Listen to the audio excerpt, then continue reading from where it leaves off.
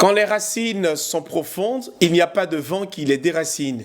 C'est avec ce proverbe africain que nous démarrons cette émission pour rappeler que la stabilité d'un pays et ses institutions reposent sur des fondations solides. Mais que se passe-t-il lorsque ces fondations sont fragilisées? Aujourd'hui, dans ce nouveau numéro de cet hebdo, nous analysons la démission du gouvernement ivoirien, la libération provisoire de Brédoumi Soumaïla et d'Innocent Yao du PDCI RDA, ainsi que le complot de la déstabilisation récemment déjouée au Burkina Faso. Installez-vous maintenant, on démarre.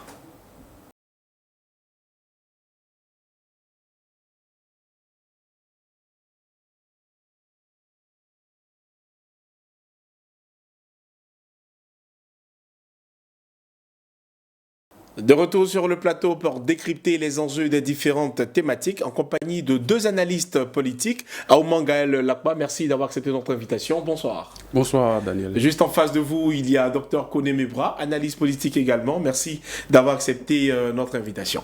Le plaisir partagé. Mesdames et messieurs, deux experts pour nous aider à mieux comprendre les dynamiques politiques et sécuritaires de notre région.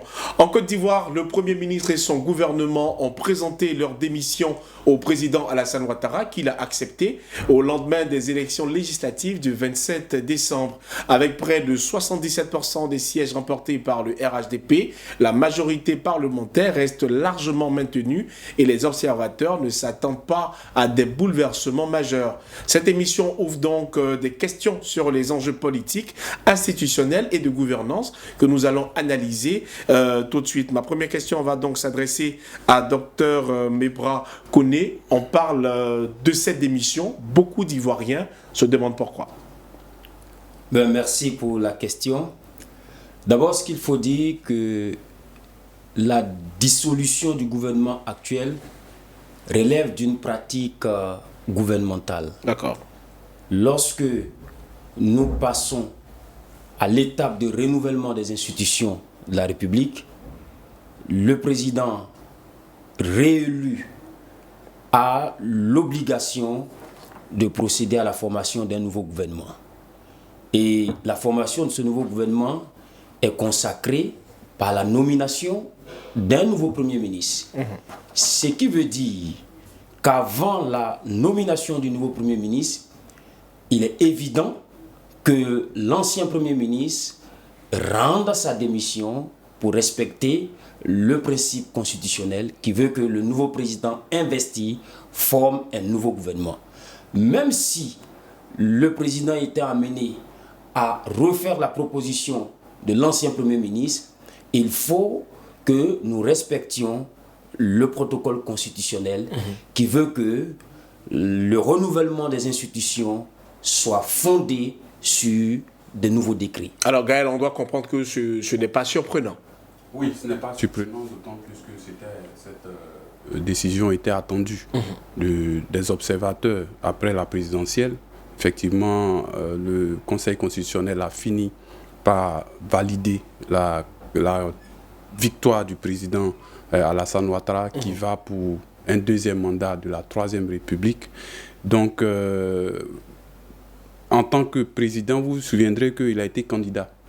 Et bien vrai qu'il était déjà aux affaires, il a eu à porter une vision, à porter un projet pendant qu'il était candidat. Donc, ce qui veut dire qu'aujourd'hui, étant élu, il doit passer à un renouvellement de la vision, de son projet, de sa pratique gouvernementale. D'accord. Pour le faire, la Constitution, effectivement, prévoit qu'il revienne avec une nouvelle équipe, parce que c'est comme si on venait d'élire un nouveau président.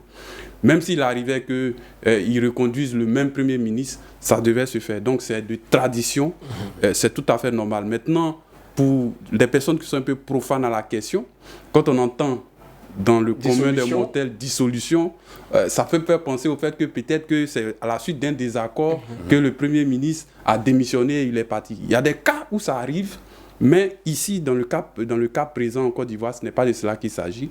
C'est la même, je dirais, c'est la même équipe qui va continuer. Mais seulement, cette fois-ci, le président pourrait profiter de, effectivement, cette aubaine que offre la Constitution pour pouvoir renouveler son équipe. Comme par exemple faire partie des personnes, soit peut-être sur la base de leur performance, ou bien sur la base du fait que peut-être il y a des nouveaux qu'on veut faire entrer, quand on parle aujourd'hui de transition, ou bien de transmission générationnelle et tout. Donc c'est l'occasion pour le président de faire un peu, de refaire un peu... Alors, donc, au cas où on assiste à un remaniement ministériel, est-ce qu'on pourrait savoir les critères sur lesquels pourrait s'appuyer le président de la République, justement, pour aboutir à ces changements au niveau des ministres? Alors, on l'a dit tout à l'heure, il y a un renouvellement lié à l'élection qui vient de se dérouler. Cela veut dire que le président projette une vision pour les 5 années à venir. D'accord. Et cette vision-là devra lui permettre d'identifier les personnalités capables ou qui répondent, n'est-ce pas, aux œuvres, aux actions gouvernementales qu'il projette de réaliser en Côte d'Ivoire. Je pense que c'est lié à la vision qu'ont choisi les hommes qui devront nous accompagner. Donc le choix des personnalités pour le prochain gouvernement dépendra de la vision ou des objectifs que veut atteindre le chef de l'État. C'est un acte institutionnel, vous le disiez tantôt, Gaël Aouman. Quel lien avec la perception de la démocratie en Côte d'Ivoire? Le lien avec la perception de la démocratie, quand le président il respecte la tradition, la démocratie découle du respect des textes. Donc quand il respecte cette disposition, on peut dire qu'il est en train de respecter la Constitution, il respecte la tradition. Vous aurez remarqué que s'il ne l'avait pas fait, parce qu'il a été élu en octobre, si ça mettait du temps, peut-être que, je dis comme ça, on allait jusqu'à mars, avril, et qu'il ne l'avait pas fait, vous allez voir que certaines voix dans l'opposition, ou même dans la société civile, allaient commencer à critiquer pour dire, mais à quel moment il va respecter la Constitution, à quel moment. Donc quand il le fait comme ça, il respecte la Constitution. Donc respecter la Constitution, ça dérive sur le respect de la démocratie. Maintenant, du casting de ceux qui seront dans le nouveau gouvernement. Vous savez que avant la présidentielle, le parti au pouvoir, parce que c'est un parti qui est au pouvoir, le RHDP, qui porte une vision, qui est un projet, a déjà dirigé. Donc il a eu le temps de faire son bilan. Donc le bilan de cette gouvernance des 5 dernières années, ce sont des ministres qui portent chacun son bilan. Donc il appartient au président, en tant que chef d'orchestre, de pouvoir à son niveau évaluer chacun. Donc aujourd'hui, là où nous sommes aujourd'hui, je pense qu'il sait qui a pu bien travailler, ou bien qui n'a pas bien travaillé, à quel niveau il y a eu des échecs, qui réussit. Par exemple, on peut mettre quelqu'un à un ministère et puis on voit que bon, il ne s'en sort pas. Donc c'est le moment de faire, ils ont déjà fait ce bilan-là. Donc c'est le moment pour le président de la République de voir maintenant comme une équipe de football qui a été performant ou pas. Et puis on va essayer de changer. Alors nous, on ne va pas substituer le président de la République, donc, mais j'aimerais quand même... Donc je vais ajouter relativement aux critères. Justement, aux critères, vous avez parlé justement, des vous critères. allez continuer avec ça. Oui. Ça serait bien d'aborder justement les leçons qu'on peut tirer de la gouvernance et de la continuité de l'État. Bien avant les leçons, je vais venir d'abord sur les critères. Les critères, je pense qu'on met en avance les compétences, les compétences de l'individu. On met en avance la maîtrise de la vision, parce que vous savez que c'est un parti qui a une certaine vision de la Côte d'Ivoire. Donc celui-même qui va être élu, qui va être nommé, doit maîtriser la vision. Et aussi, il y a son militantisme dans le parti, au sein du parti, il y a sa fidélité et tout ce qui va avec. Donc, voici un peu les en termes de leçons maintenant. Ouais. Maintenant, rappelle-moi s'il te plaît. Les leçons justement à tirer en ce qui concerne les leçons de la gouvernance. Pour moi, la gouvernance des 5 dernières années qui s'est écoulée, il y a des aspects positifs comme il y en a aussi des négatifs. Donc, pour moi, c'est contrasté. D'accord, dites-moi. Voilà. Au niveau des infrastructures, il y a des avancées. Au niveau des universités, il y a des avancées. Au niveau de l'énergie, il y a des avancées. Mais il y a des endroits où quand même, il n'y a pas tellement d'avancées. Au niveau de l'agriculture, par exemple, aujourd'hui, c'est devenu un défi pour le président de la République, qui en a parlé dernièrement même dans son discours. Au niveau de l'industrialisation, on n'est pas encore au niveau. Au niveau du chômage, Vous voyez, ce sont des défis comme ça qui persistent. L'éducation, c'est dit, ce même problème qui demeure depuis des années. Formation, éducation, formation, emploi. On n'a pas encore réussi à bien gérer ce côté. Donc il y en a tellement de défis. Le RHCP aujourd'hui, ce sont les Ivoiriens qui ont porté le RHCP là où il est. D'un côté, certains pourraient dire que la gouvernance n'est pas bonne, comme de l'autre côté, on est satisfait. Mais moi, je tire une gouvernance je vais dire un peu contrastée, parce qu'il y a du bon, mais il n'y a pas que du bon, il y a aussi des choses à améliorer. Comme par exemple la décentralisation. Vous vous souviendrez que en 2010, quand le président de la République, alors candidat, faisait sa campagne, il avait mis en avant la décentralisation, la question du logement et tout. Mais 15 années après, on voit qu'à ce niveau, ça n'a pas bougé du tout et ça reste comme un vrai problème. Donc, il y a des côtés positifs, mais les côtés qui sont aujourd'hui les défis, lui-même, il en a conscience. Donc, certainement que ce nouveau gouvernement qu'il va mettre sur place sera taillé en fonction des défis et mettre les personnes qu'il faut pour relever ces défis-là. Alors, à l'occasion du Conseil des ministres du 7 janvier 2026, le chef du gouvernement sortant, donc M. Robert Begré-Mambé, démissionne. Le bilan qu'on fait de ces actions après 2 ans au niveau du gouvernement? Alors, ce qu'il faut retenir, c'est que M. Begré-Mambé a été désigné Premier ministre dans un contexte. Nous étions en phase d'organiser la Coupe d'Afrique des Nations et le président avait jugé qu'en raison des objectifs qu'il veut atteindre avec l'organisation de cette compétition, il fallait nommer un Premier ministre de façon spéciale. Et je pense que le contexte de nomination de M. Begré a été en grande partie pour cette raison. Les leçons qu'on peut tirer de son bilan, c'est d'abord un bilan positif quant à l'objectif de sa nomination. La CAN a été une réussite en Côte d'Ivoire d'abord et partout en Afrique et même dans le monde entier. Et les témoignages des effets, de l'organisation, de l'efficacité du tournoi du début jusqu'à la fin ont démontré que le Premier ministre a été très efficace.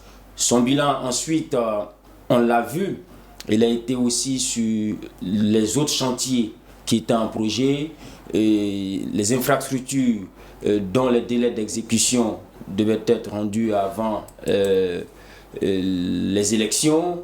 On l'a vu un peu partout, user de son autorité, inviter les partenaires de l'État à accélérer les travaux. Il a été un Premier ministre présent. Et donc, je pense que c'est ce qu'il faut retenir. Le bilan a été positif. On l'a vu partout. Ces actions ont quelquefois aussi été des actions de proximité avec la population. Je me souviens que lorsque les populations se plaignaient de la difficulté, par exemple, pour avoir les tickets, le Premier ministre lui-même est descendu, comme on le dit en griffe, au charbon pour inviter ceux qui avaient la responsabilité de la vente des tickets à être beaucoup plus transparents. Et je pense que les jours qui ont suivi, cela a facilité la distribution équitable des tickets. Les gens pouvaient aller dans les guichets habilités à vendre les tickets et obtenir des tickets. Donc, c'est tous ces éléments qui, quand même, ne peuvent pas être rejetés du revers de la main. On peut, en conclusion, retenir que son bilan a été un bilan positif. Alors, on va donc dire que de façon officielle, la Côte d'Ivoire est sans gouvernement. La question qui se pose, c'est jusqu'à quand? Je me dis, peut-être, on ne fera pas 2 semaines dans cette situation. Certains annoncent jusqu'au 14 de ce mois. Mais avec le président Ouattara, il ne vient pas là, toujours là où on l'attend. Voilà, donc on va se dire, moi je pense autour de... Ça va durer peut-être 1 semaine, au plus 1 semaine et demie. Après cela, il va nommer d'abord le nouveau Premier ministre. Et ce nouveau Premier ministre aura maintenant à charge de proposer le gouvernement. Donc c'est un processus qui pourra se faire autour de une semaine à une semaine et demie. Et pendant ce laps de temps, finalement, comment se gèrent les affaires administratives? Pour l'instant, ils vont gérer les affaires courantes. C'est-à-dire faire les bilans, c'est-à-dire chacun va préparer que tout soit prêt au niveau de son ministère, de sorte à pouvoir faire la passation au cas où le ministre doit être changé. Donc, ils sont en train de finir, de boucler toutes les affaires courantes avant de pouvoir rendre... Koné Mebra, vous voulez ajouter quelque chose? C'est-à-dire que la République ne peut jamais s'arrêter. Les affaires courantes de l'État doivent fonctionner avec les ministres sortants. D'accord. Jusqu'à ce qu'on obtienne la nomination de nouveaux ministres. Les ministres précédents, si on peut les appeler ainsi, sont encore en fonction, j'allais dire silencieusement. Donc je pense que ce sont des procédures traditionnelles à l'État. L'État, quoi qu'il en soit, doit continuer de fonctionner. Merci à Koné Mebra. Mesdames et messieurs, dans ce numéro de cet hebdo, nous parlons également de la libération provisoire de Bredoumi Soumaïla, porte-parole du PDCI RDA, et de Innocent Yao, président de la jeunesse rurale du parti. Après plusieurs mois de détention au pôle pénitentiaire d'Abidjan, élus lors des législatives de décembre 2025, ils ont été poursuivis pour des faits liés aux manifestations post-électorales et des accusations graves contre l'autorité de l'État. Cette affaire relance donc le débat sur la justice, sur la politique, mais également sur la légitimité électorale en Côte d'Ivoire, que nous allons donc analyser avec nos deux invités. Mais dans un premier temps, j'aimerais qu'on aborde justement la compréhension de cette décision judiciaire. Koné Mebra, que signifie juridiquement une mise en liberté provisoire dans un dossier aussi lourd? Alors, de façon plus simple, la mise en liberté provisoire vient signifier de façon lapidaire que, en attendant que nous nous réunissions les preuves de votre culpabilité pour la justice, nous allons vous permettre de vous aussi vous préparer à votre procès. Peut-être que vous aurez besoin de rassembler quelques éléments de votre défense, vous aurez besoin de façon humanitaire de discuter aussi avec quelques membres de vos familles.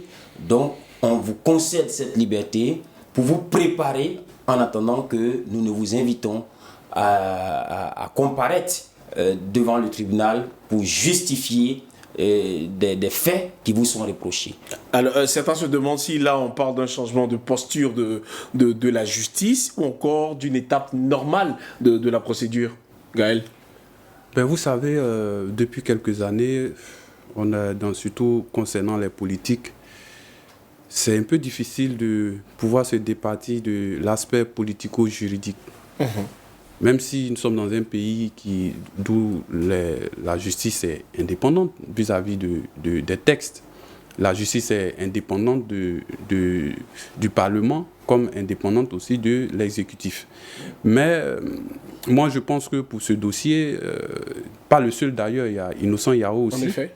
On se souviendra que Dr Osman, c'est Osman. Shérif Osman aussi était dans la même situation, mais sauf que lui n'est pas allé en prison, mais il était aussi, ils ont produit des écrits, ils ont produit des déclarations pour s'excuser relativement à ce qu'ils avaient pu faire. Et je veux que ce soit pris en compte. Moi, je pense qu'on est dans une affaire politico-judiciaire. D'accord. Et ce n'est pas la première fois qu'on le voit. Vous vous souviendrez qu'en 2020, après la désobéissance civile, le secrétaire exécutif du PDCI, Guikawe Maurice, l'ancien ministre, avait été aussi dans la même situation que M. Bredoumi. Ça a été la même chose. Après, il a été mis en liberté provisoire. Mais je me souviens que à l'arrestation de l'honorable Bredoumi, des voix s'étaient élevées. Donc moi-même, en tant qu'analyste, j'avais dit non, que nos prisons sont déjà assez chargées, sont déjà assez surpeuplées. Quand on reproche des faits à quelqu'un, d'autant plus un député de la nation, même si on parle de flagrant délit, on aurait pu même le mettre en résidence surveillée, par exemple. Ce sont des mesures aussi que la justice prend en compte. On aurait pu déjà aussi le mettre sous surveillance, comme aujourd'hui, quand on parle de liberté provisoire. Ce n'est pas qu'il est totalement libre, mais c'est comme ça en fait que les choses auraient dû. Mais je pense que le fait qu'il ait été incarcéré, c'était un peu trop radical. D'accord. Certainement, après, et puis aussi il y a souvent aussi le contexte. Il y a le contexte qui prévaut. Donc je pense qu'aujourd'hui les choses sont un peu plus détendues. Ça va dans le sens de la décrispation. Vous avez vu le discours du président de la République, on en avait parlé ici. Certainement qu'après eux, il y aura encore d'autres qui seront libérés. On veut la cohésion pour le pays. Je pense que c'est un signal pour dire que la crise est passée, ça y est derrière. La justice va faire son travail, oui, mais vous vous souviendrez qu'il était détenu, mais sa culpabilité n'est pas encore avérée, il n'y a pas eu de jugement pour qu'on dise effectivement que le nombre de chefs, je crois qu'il y avait autour de 17 ou 18 chefs d'accusation, un chapelet de chefs d'accusation. Le procès n'a pas eu lieu pour qu'on le condamne. Donc, comme il n'est pas condamné, effectivement, à n'importe quel moment, la justice peut décider de lui faire des remises. Et puis, pour l'instant, je pense que le dossier ça va ressembler un peu à l'affaire Gikawe. À n'importe quel moment, la justice peut décider, mais beaucoup continuent de se poser la question de savoir ce qui a pu militer en sa faveur pour bénéficier justement de cette liberté provisoire. D'abord, on peut estimer que sa victoire aux élections législatives est un atout, n'est-ce pas, qui a pu amener les juges à croire qu'en cas de liberté provisoire, M. Bredoumi ne disparaîtrait pas du territoire.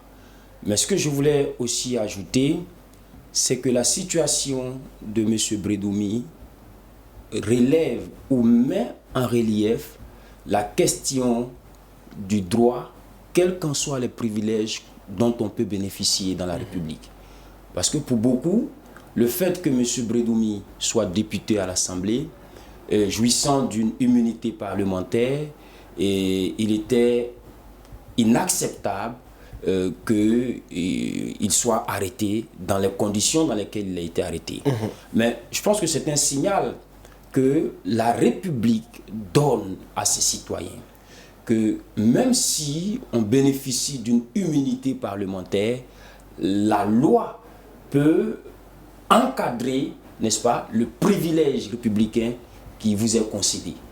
Aujourd'hui, cette situation aussi fait ressortir pour moi la force de la justice. Vous savez, on n'arrivera jamais à s'entendre forcément sur les questions de politique et justice. Parce que quand des partis sont au pouvoir, on estime toujours qu'ils ont les leviers de la justice dans leurs mains pour les manipuler ou pour faire ce qu'ils veulent. Bon, c'est des appréciations politiques. Mais la justice a le pouvoir d'indiquer ou de définir, n'est-ce pas, les règles d'un privilège dont peut jouir un citoyen. Alors Gaël, il y a une question qui me taraude l'esprit, c'est que Bredoumi Soumaïla est quand même accusé d'actes terroristes. Comment expliquer que ces faits qualifiés d'actes terroristes là, débouchent aujourd'hui quand même sur une liberté provisoire? Non. Vous savez, dans le domaine du droit, je crois, il y a une belle phrase que j'aime souvent. On est innocent jusqu'à ce que l'accusation démontre le contraire. D'accord. Donc, en tant que citoyen ou bien en tant que politique, on peut vous accuser de tout et de rien. L'accusation, ça se fait. Le procureur, en fonction de ce qu'il voit ou bien de ce qu'il a comme élément, peut effectivement dire que comme vous avez fait ceci, comme vous avez fait cela, ça s'apparente à du terrorisme, tel élément s'apparente au trouble à l'ordre public et ainsi de suite. Mais ça ne veut pas dire que ce que le procureur a dit, vous l'avez forcément fait. C'est pour ça que vous bénéficiez d'un avocat qui vient mettre en contradiction ce que le procureur dit, qui est l'agent de la République, on va dire, comment on dit là, du ministère public. Voilà, du ministère public. Mais l'avocat, ou bien même le présumé lui-même, peut se défendre. C'est ça là, c'est le sens de la justice. Maintenant, on vous accuse, vous vous défendez, et puis au milieu, il y a le juge. C'est lui, en fonction de tout ce qui a été dit, qui voit est-ce que c'est le procureur qui a raison, ou bien est-ce que ce sont les avocats, ou bien le présumé qui a raison. et maintenant lui tranche. Vous voyez que dans ce cas-là, le procureur a sorti les chefs d'accusation. Pour la nature des chefs d'accusation, il a été maintenu. Certainement que les enquêtes ont continué. Et puis peut-être qu'ils se sont rendus compte que oui, c'était, voilà, sur certains points, c'était pas, on pouvait quand même le laisser en liberté provisoire. On espère que c'est comme ça que les choses se passent et dans un état de droit où la justice fonctionne normalement. Aujourd'hui, l'honorable Bredoumi, sa famille biologique et politique, ils doivent être heureux. Et moi, je pense que ça va dans le sens, comme je l'ai dit tout à l'heure, il y a le contexte. Aujourd'hui, le contexte qu'on vit n'est pas ce même contexte qu'on vivait en octobre ou bien en décembre. À côté de cela, il y a la posture du présumé lui-même. Vous voyez qu'à un moment, il avait un certain discours. Aujourd'hui, le discours... Plus apaisé. Plus apaisé.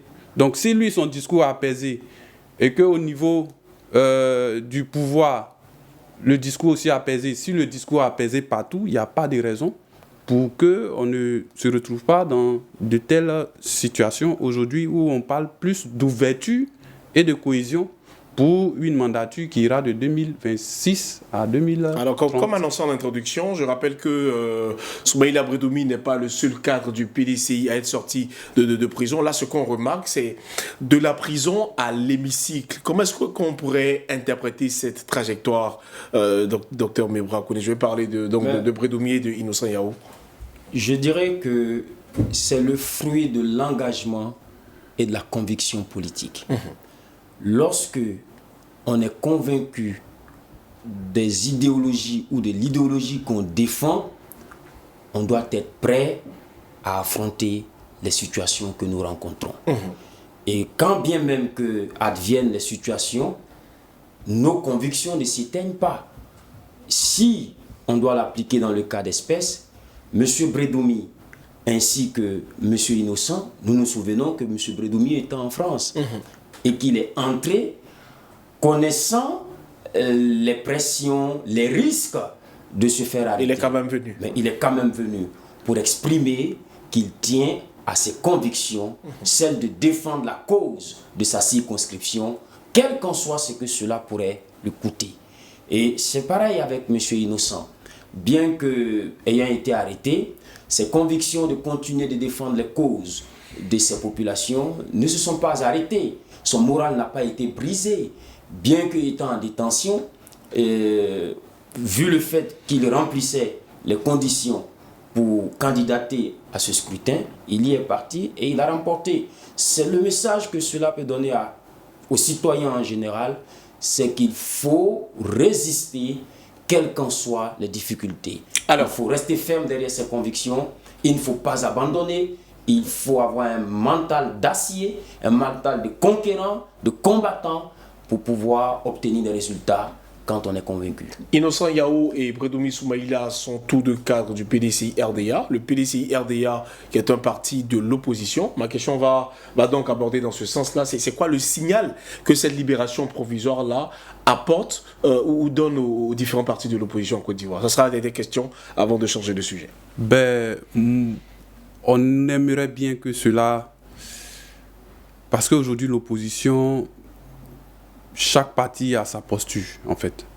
Et vous pourrez remarquer qu'il y a un parti majeur de l'opposition, par exemple, qui a décidé de boycotter ces législatives.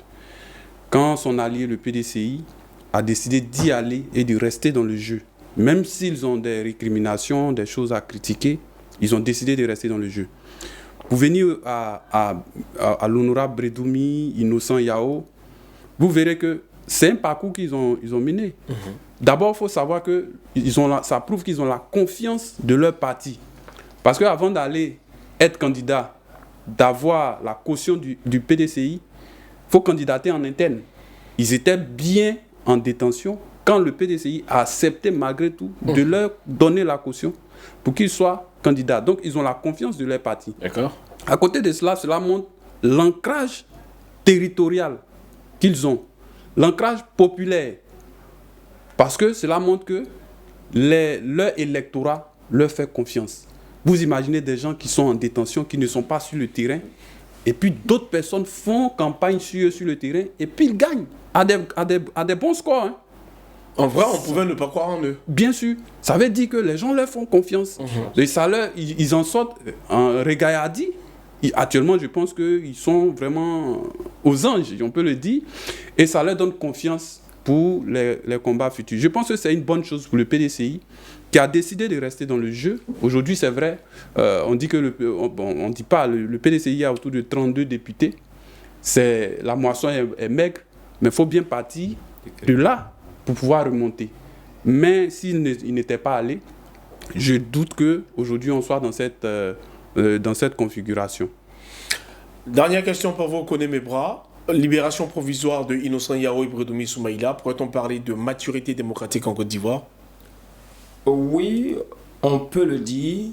Il faut toujours voir le contexte politique dans lequel nous nous trouvons en ce moment.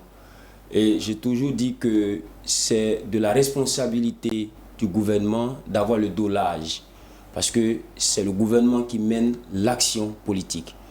Quand il y a des tensions, c'est au chef de l'État de prendre des mesures pour adoucir l'atmosphère sociale et politique. Et la libération de M. Bredoumi et de M. Innocent s'inscrivent dans le cadre de la décrispation de la tension et de l'actualité politique. Et c'est un signe d'espoir pour les autres partis qui ont encore des cadres en détention que des mesures éventuellement j'allais dire des mesures d'accalmie pourraient être également prises dans leur sens. Merci à tous les deux. Mesdames et messieurs, alors que nous venons d'évoquer les enjeux politiques en Côte d'Ivoire avec la libération de Bredoumi Soumaïla et d'Innocent Yao, le contexte sécuritaire reste également préoccupant dans la sous-région. Au Burkina Faso, les autorités viennent d'annoncer l'échec d'une tentative de déstabilisation planifiée contre le pays, visant notamment le président Ibrahim Traoré et des infrastructures stratégiques. Cette affaire soulève donc de nombreuses questions sur la sécurité, mais également sur la stabilité politique et les risques liés aux différents complots. Dans un contexte général, Gaël Lakba, c'est quoi la gravité de cette tentative de déstabilisation déjouée donc le 3 janvier 2026? Mais il ne faut pas oublier que, parlant du Burkina Faso, nous sommes sur un territoire instable. Non seulement il y a le terrorisme, vous savez que quand il y a le terrorisme dans un endroit, les armes, la prolifération des armes, la perte des valeurs, et tout ça, ça se suit. Donc, moi, je ne m'arrête pas seulement sur la tentative de janvier 2026. En 3 années, 3 ans parce qu'il est le capitaine Ibrahim Traoré, il est là depuis le 30 septembre 2022. En 3 ans, il y a eu d'abord une tentative pareille à celle-là, en septembre 2023. Il y a eu encore une autre tentative en avril 2025. Et puis aujourd'hui, janvier 2026. Vous voyez que c'est récurrent. C'est récurrent pourquoi? Parce qu'effectivement, il n'y a pas la stabilité. Un pays où un président civil a été renversé par un militaire, ce militaire lui-même aussi ayant été renversé, vous êtes d'accord avec moi que ça donne l'appétit à d'autres compatriotes, ou bien même ceux qui ont déjà été aux affaires et qui ont été déposés, de vouloir revenir. Donc, ça dit que c'est comme si on était dans un éternel recommencement. Moi, j'ai un peu l'impression que je condamne tout le temps les coups d'État. C'est justement pour cela. C'est pour cela qu'il faut condamner les coups d'État. Parce que l'homme même, à l'état de nature, il est un loup pour l'homme. À l'état de nature, nous sommes sauvages. Si on doit diriger par la force et non par les textes, justement, c'est à cela qu'on peut se retrouver. Le capitaine, il a pris le pouvoir. C'est vrai, aujourd'hui, il y a beaucoup de critiques.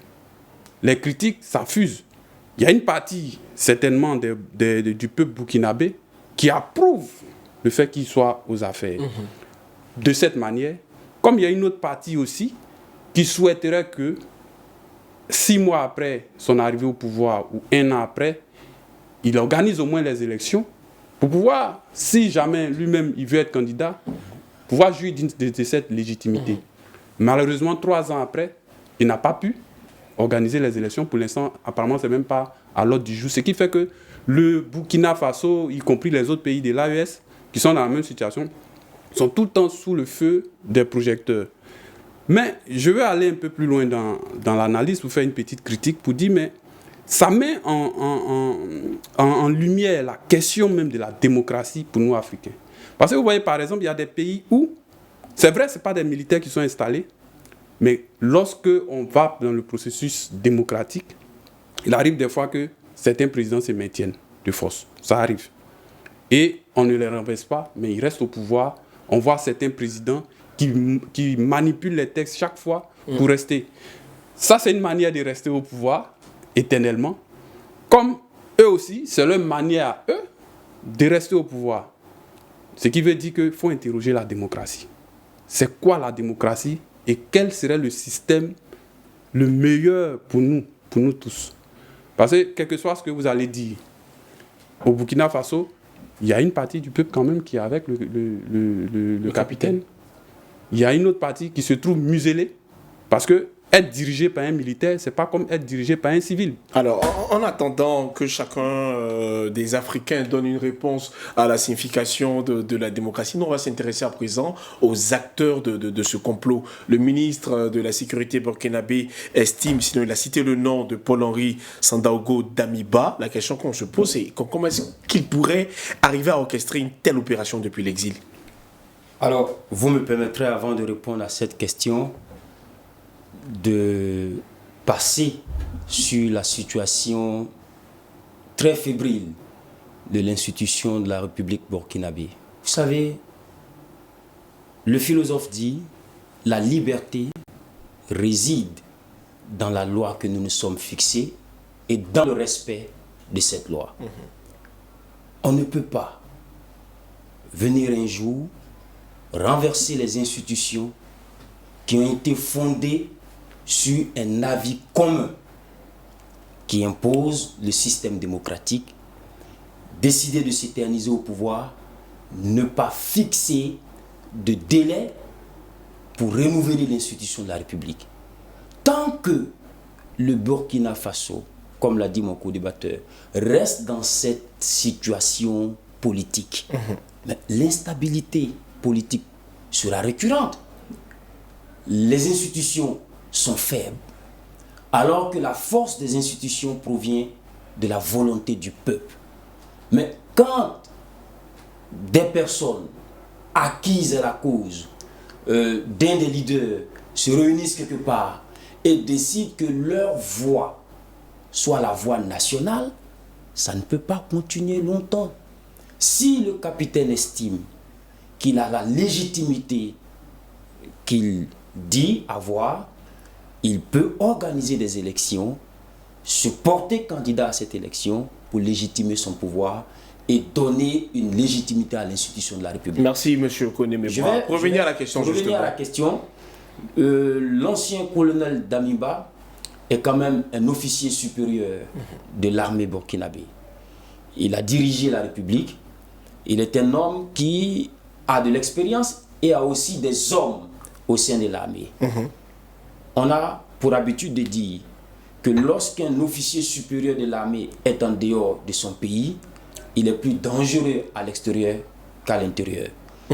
Alors, quand un ancien président de Satran et qui souffre des circonstances qui ont favorisé son départ du pouvoir et que malgré qu'il soit à l'extérieur du pays, rien n'est fait, n'est-ce pas, pour construire un climat de paix, de cohésion avec ces anciens officiers qui aussi ont des hommes dans l'armée.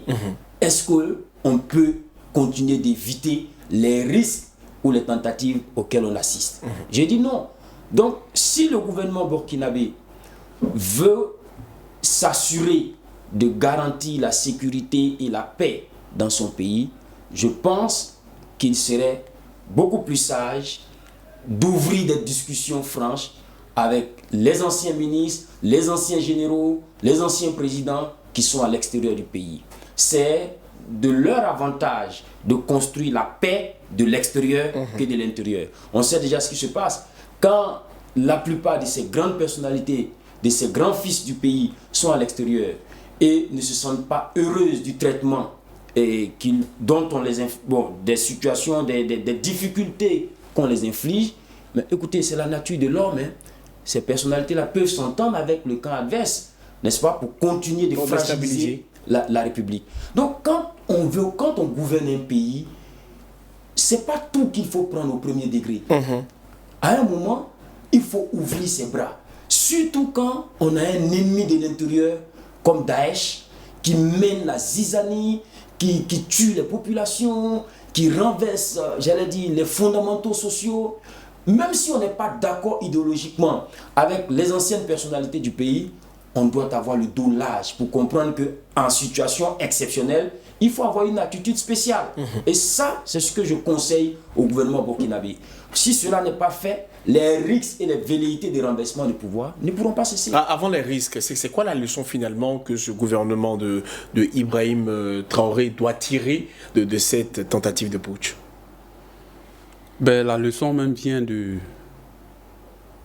la façon dont ils sont venus au pouvoir.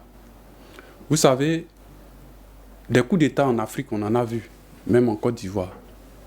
Mais vous vous souviendrez que le général Guéhi, en 1999, quand il avait fait le coup d'État, je crois qu'il a organisé les élections un an après, presque. Un an. Parce que, effectivement, si vous jugez que... Parce qu'il y a des coups d'État qui sont applaudis quand même. Quand le militaire prend le pouvoir en fonction de la situation sociopolitique, souvent les populations applaudissent. Parce qu'on s'est dit qu'on va remettre tout à plat.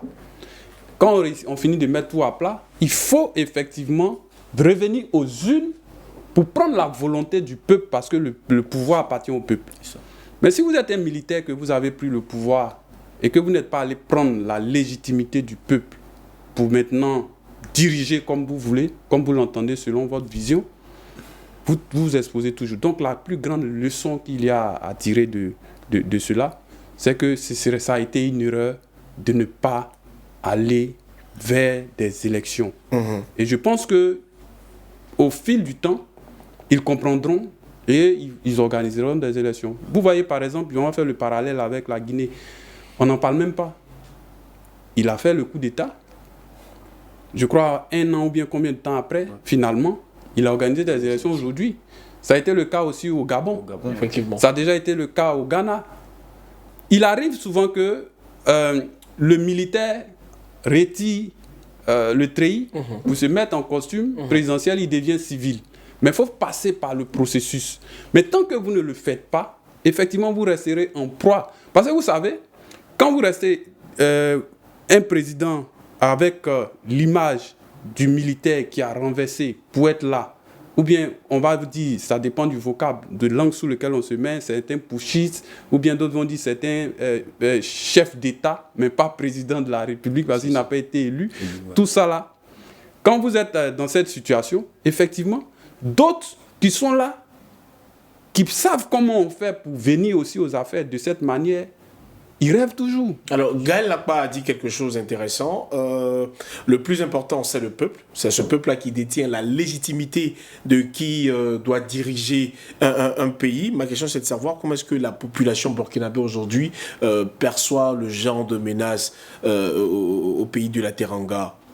Écoutez, pour être plus honnête avec vous, la population considère ces tentatives comme des manœuvres de l'ennemi extérieur, de vouloir étouffer l'élan de développement dans lequel est lancé le capitaine Ibrahim Traoré. Mais ce que nous devons retenir aujourd'hui de cette situation, est-ce que la posture actuelle du gouvernement burkinabé peut les aider continuellement? Je dis non. J'ai dit non. Et c'est ce que mon co-débatteur a dit. Alors, cette nuit-là, je tiens à rappeler qu'il y a eu quand même pas mal de personnes sorties pour applaudir, justement, le fait qu'on ait saisir ceux qui voulaient faire le putsch. Mais ça donne pas la légitimité. Il ne faut pas oublier que ceux qui sont autorisés à festiver, si je peux le dire ainsi, leur joie, c'est ceux qui sont dans l'angle de ceux qui dirigent. Et ceux qui ne sont pas dans l'angle de ceux qui dirigent, sont-ils aussi autorisés à exprimer leur volonté? Je dirais non. C'est pour cette raison qu'il faut donner la liberté au peuple de s'exprimer. Et les critères d'expression de cette volonté populaire sont organisés par le système démocratique qui veut que des élections soient organisées, que le peuple aille s'exprimer. Tant que cela n'est pas fait, le capitaine, eu égard les bonnes idées, eu égard la fougue, eu égard l'audace, ne jouit pas de la légitimité. Et tant que vous n'avez pas cette légitimité, votre pouvoir est ouvert. N'importe qui peut croire qu'en raison du contexte et des circonstances dans lesquelles vous êtes venu, lui aussi peut s'offrir le même privilège. Écoutez, et on va rester dans une éternelle instabilité, et ça c'est pas fait pour arranger la survie, les conditions, les fondements. Pour le bien-être des populations. Alors, Kone Mebral a dit, le pouvoir, il reste ouvert en raison de comment on est parvenu à la tête du pays. Finalement, ça sera la dernière question. C'est quoi les enseignements qu'on pourrait tirer de la région sur la prévention des conflits, justement, et la gestion des menaces internes auxquelles on assiste généralement en Afrique? Moi, je vois, vous voyez bien... ce qui s'est passé, ce n'est pas seulement que, pour venir aux leçons, ce n'est pas seulement qu'au Burkina.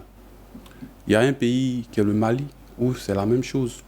Il y a un pays qui a été contaminé, le Niger. Il faut reconnaître qu'il y a quand même un nouveau souffle, ou bien un nouveau paradigme. C'est-à-dire qu'il y a une envie de changement d'une certaine frange de la population ouest-africaine. Maintenant, quand vous avez cette aspiration, ou bien vous avez des dénonciations par rapport au système qui existe, comment vous vous installez?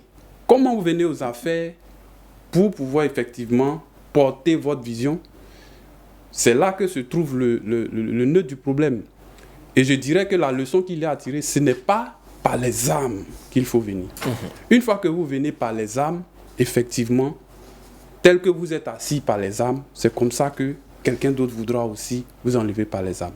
Si c'est fait de façon par des élections et que c'est le peuple qui vous a élu, vous pouvez quand même travailler facilement. Et vous savez, quand vous êtes un militaire à la tête d'un pays, au plan diplomatique, c'est difficile pour vous. Alors qu'un pays ne peut pas vivre en autarcie.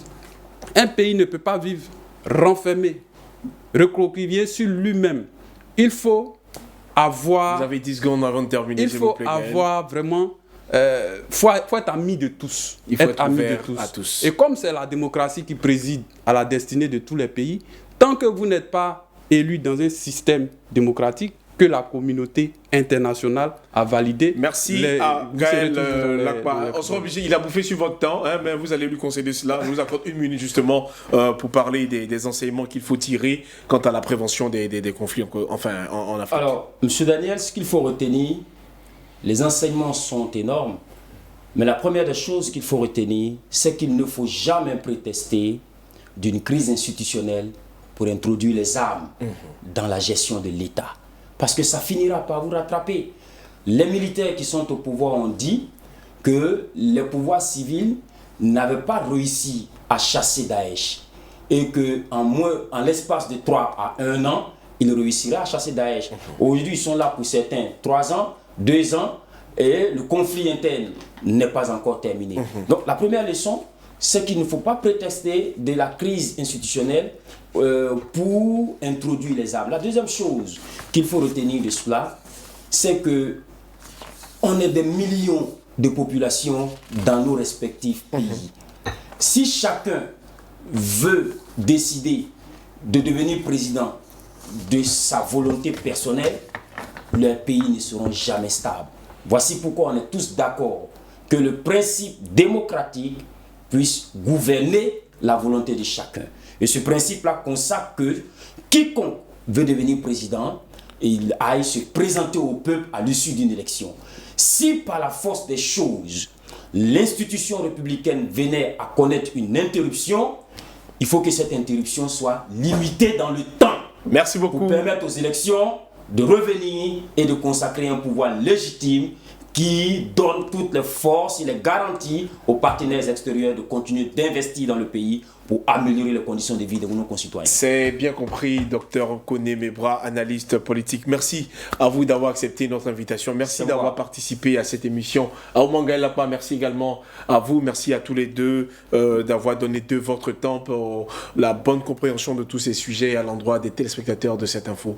Mesdames et messieurs, cette émission est terminée, vous l'avez bien remarqué. Nous vous disons merci. À très bientôt.